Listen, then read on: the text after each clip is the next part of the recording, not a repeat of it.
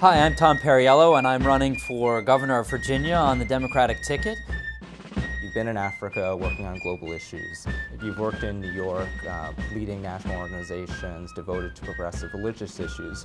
What has you interested in now coming to Richmond and focused on state issues as governor? Well, I've spent a lot of that time, most of that time in Virginia, including with some of the foreign policy work. And really, you end up with the same thing, which is people are trying to figure out today two major questions. One, how are we going to create meaningful, well-paying jobs in an era of globalization, consolidation, and automation? The second thing that I see very similarly, whether I'm overseas or at home in Virginia, is that we continue to have challenges of racial tension and need progress towards racial reconciliation. You've seen in Virginia, and I'm very proud of this, we've become a much more diverse state, and we've become a much more progressive state. And we were the only former Confederate state to reject Donald Trump in this election. At the same time, we do have deep racial inequalities and injustices from the past, particularly with the African American community in Virginia, where the median African American family has a net wealth of 1/10 of that of the median white family. We continue to have a very regressive and repressive criminal justice system, despite progress made around the margins. So really, wherever I go, it's the same thing. People want opportunity, they want dignity, they want a system that treats them fairly. This seems like an exciting moment to put the worst of our past behind us, as we've seen from that broad rejection of Trump and the politics of hate and division, and also really get a lot more honest about how challenging the future is going to be as this issue of jobless growth continues to drive inequality. So you were ousted in the Tea Party wave of 2010, and in the years following that, Democrats have seen historic losses. There's a lot of soul searching going on among Democrats. What direction do you think the Democratic Party should be going now? Well, one of the most important things for Democrats is to take state and local elections seriously. What we've seen over the last 10 years or so is that we've been quite effective in winning national and federalized races, but we've had a lot more trouble with state and local elections. Some of that is that we've seen a consolidation in the media, and so things have become more nationalized in that space. It's been the trap law fights at the state level and ultrasound fights at the state level where you've really seen the most pernicious approaches from the right. On voting rights and voter suppression, really states have been the front line. On the issue of whether we'll do more community policing or more militarization of our policing, we've seen states be both leaders in a positive and negative direction. Virginia's had some real success on the community policing front. On issues of education and student debt, really the investments in our schools and in our public universities, again, states are the front line on so many of these efforts. So it's not a hard case to make substantively to convince progressives who are upset about President Trump to also care about a state election, but it's not where we've put our resources and our energy before. So is the problem that Democrats just haven't been focused enough on the state level, or is there an issue with the message that Democrats have been campaigning on too? Well, I think it goes deeper in the message. I actually think we need a bolder agenda that speaks more seriously to how much our economy has shifted. I think Democrats have often been the adults in the room who've kept the economy together when the Republicans keep destroying it, whether it was Clinton cleaning up the mess and creating growth, or President Obama cleaning up the mess left by President Bush, or Mark Warner cleaning up the mess in Virginia left by Republican governors. But we've been so busy being the adults in the room that sometimes we haven't had the energy to focus on the storm that's gathering outside the room. And I think those are these deeper shifts from automation in the economy, consolidation. We've essentially seen sector by sector a remonopolization in the economy, going back to some of the decisions President Reagan made to change antitrust jurisprudence. And when you see that in a place like Virginia, what you're seeing is geographic consolidation, where almost all of the growth has been in a few zip codes. What do you mean when you say Democrats need a bolder agenda? As I said, I think we have to understand just how much we have been seeing the middle class and working class get pulled down the ladder instead of pushed up the ladder. And when we make career and skills training and higher education affordable and debt-free, we actually have more people moving into those spaces. But it's going to have to be a more dynamic approach. You would think that for many of the cybersecurity and coding jobs of the future, people would say you need at least a college degree. Well, the reality is many of those employers today are saying they would rather have someone go get an 18-month highly specialized training program that brings them in day one, adding a lot more value with a lot less debt than students who basically spend 3 years screwing around in college and then decide their senior year that they need a skill. When it comes to energy in Virginia, we have utilities namely Dominion Power, that write enormous campaign checks to both political parties and then choke off the very decentralized energy production that could transform our farmers, our small business owners. We're basically dead last now on clean energy and energy efficiency, despite being a high-tech, high-innovation state. We've already been losing the solar industry to North Carolina. Now we may lose the wind energy to Maryland. And that has a lot to do with lazy politics of taking big checks and standing in the way of innovation.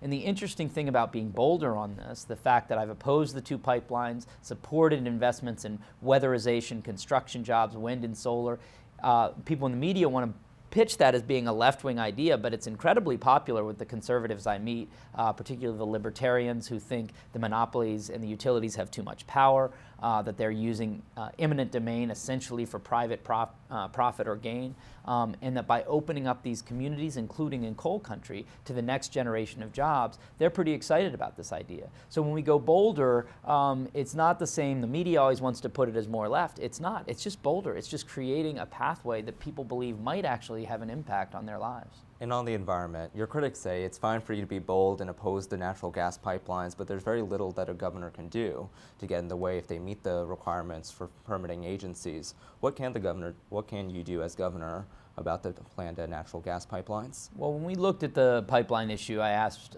my team and lawyers and researchers two questions. One, do I have any authority to do anything about it? And two, do we have a better idea? And I thought it was important to meet both of those standards. On the first, it came back very clear from the lawyers that there is the ability to call for an independent review under the Section 401 of the Clean Water Act. Other governors have done that. It had not been done in this case in Virginia, so it seems like there is a clear legal authority. I cannot determine the outcome of that study, but I can make sure that Virginians are protected by having that independent review done, and I believe that that should happen in the case of the two pipelines. You said that Democrats shouldn't run on a message of a status quo message that everything is fine with the economy. What's wrong with the status quo when Virginia is at a 4% unemployment rate, and is that a rebuke to Terry McAuliffe? I think Governor McAuliffe has done a great job managing the economy. I think he's done a great job on issues like voter restoration of rights and fighting for the Medicaid expansion. It's been a very impressive effort. As I said before, I think we have these deeper tectonic shifts in the economy that are beyond really any one party. We have seen some growth in Virginia, but the median family income basically hasn't budged for 15 years. So the average family is not really getting ahead. We see unemployment very low in Northern Virginia, but many people are having to work 2 or 3 jobs. So unemployment as a figure often doesn't tell us a lot. How many people are having to work 2 or 3 jobs? How many people are working but are making less than they did 10 years ago? How many people have dropped out of the economy altogether? So what we need to look at is a broader set of quality of life indices and not just at GDP and unemployment, which I think masks some of these changes that are happening in the economy. So Governor McAuliffe has made jobs in the economy front and center with his administration. What would you do differently? Well, first of all, there's a lot I think we'd want to continue. I'd love to have his energy that he brings to trying to bring companies into the state, trying to build up around the world on trade missions like he is. I do think that putting a particular emphasis on homegrown business, how do we help that small business to add 1 or 2 employees is really important. There's often a much greater return to the taxpayer of jobs per dollar spent on incentivizing small business. I think where we can help with local production of food, beverage, and energy, there's enormous potential across the state, and that's about making sure we're giving the little guy a chance to grow out, and I think that's going to be a huge focus for us. So if the legislature remains controlled by Republicans and you do win the governorship, how do you work with that legislature? Well, first of all, I think there's a really good chance for Democrats to run the tables in the House of Delegates this year. I've never seen a situation like this where all of the intensity is on one side for the moment, where you see diverse, dynamic candidates coming in and thinking about running or running for office for the first time. We're just having these massive crowds who show up at our events with a couple hundred people pouring out of the doors, wanting to have a 2-hour conversation about policy ideas and about issues of automation and affordability. So it's a a really exciting time to do that.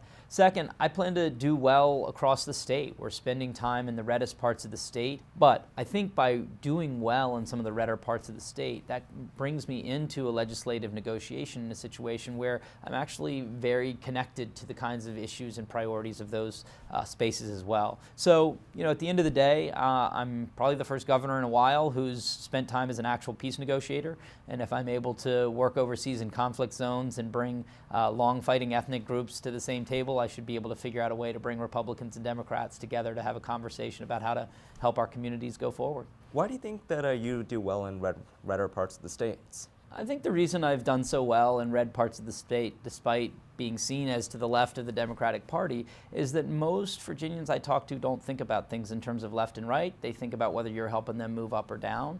And I think what they're looking for is a fighter. I think there is a real sense that the system has not been working for everyday folks, and they're right. That both political parties have been too responsive to the richest and most powerful and not standing up for working middle class folks. And I think the reason I was able to break through in Virginia's 5th District was because they saw a willingness, a fearlessness to stand up to the special interest groups from Wall Street, from fossil fuel industry, from big pharma, which has a lot to answer for on the opioid crisis. Is Virginia ready for an unabashed progressive governor? This is a state that almost elected Ken Cuccinelli as its governor 4 years ago.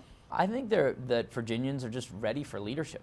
I think they're ready for someone who is speaking to the problems that they're experiencing every day. When I'm up in Northern Virginia and DC and I bring up issues like consolidation and automation, people say, you sound like a think tank. Those people down there are never going to get that. I was like, it's coming from them. It's not coming from me.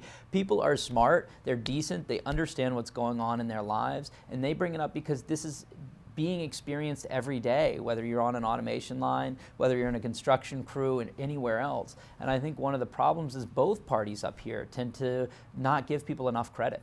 And I think what Virginians are more than ready for is someone who actually treats voters like adults, who is willing to admit that these issues are complex and that they're going to be trade-offs, admits that the middle class hasn't been doing very well in Virginia, even with the macroeconomic numbers looking very good. So why should those energized voters choose you over Ralph Northam? They should make their own choice, but I think they're choosing to come with us because they can see that we're going for a bolder set of ideas. We've really set the policy agenda in the last couple of months. Despite him having a 3-year head start, we really set the agenda on debt-free community college. He's now followed. We set the agenda on a living wage. He's followed. We set the agenda on criminal justice reform. He's coming around on that. We've set the agenda on the pipeline. We hope he comes around on that. And I think ultimately people want a leader. They want the person that's actually out there setting the policy ideas for the state, listening to people. We've been getting to every single corner of the state and having huge crowds. And I think ultimately people care about that. They also want someone who knows how to get things done. And I think executive experience is extremely important in a governor. President Obama asked me to come in and oversee the quadrennial review that involved 80,000 federal employees, many in Northern Virginia, and a $50 billion budget. I've had to run and build organizations, including co-founding the largest online advocacy group in the world. These are important experiences to be able to look at a problem, see solutions others hadn't seen, partly just by listening to people who don't usually get listened to, and put those things into action. So I think whether it was the track record on clean energy and education funding in the 5th District, or on racial reconciliation and fighting for voting rights nationally and in Virginia, I think people know what I stand for. They know this is what I've been doing for 20 years, and that I'm willing to stand up to power to fight for them. What was your dream job as a kid, besides governor? Oh, no, it wasn't governor. I grew up admiring the movement leaders. I knew I wasn't going to be king, but those were the kinds of people that I dreamed of at least knowing and working for. The sort of Bayard Rustin, Martin Luther King types, a Philip Randolph. The civil rights movement was still the oral history in Charlottesville, where people had lost their lives in the struggle. What's your guilty pleasure to unwind after a long day on the governor's trail? Texas Hold'em, but I don't really have a lot of time for that these days. So, being able to play some cards with friends is always a nice break. Buffy the Vampire Slayer? Sure. We just had the 20th anniversary of Buffy's first airing. That is a subject of much debate on our campaign generationally of whether it's crossed over, which it doesn't seem like it's fully done, to the millennial set. But no, I first saw that show actually when I was in India doing human rights work for the summer, and we were working these, 90-plus hour weeks, and it was mostly Australian and Indian human rights advocates, and their one break every week was to watch Buffy the Vampire Slayer, and I said, you have got to be kidding me. And they said, you got to try it, and within 2 weeks I was totally hooked and got it. It's probably the most brilliant show about social justice that's ever been put on television. There you go.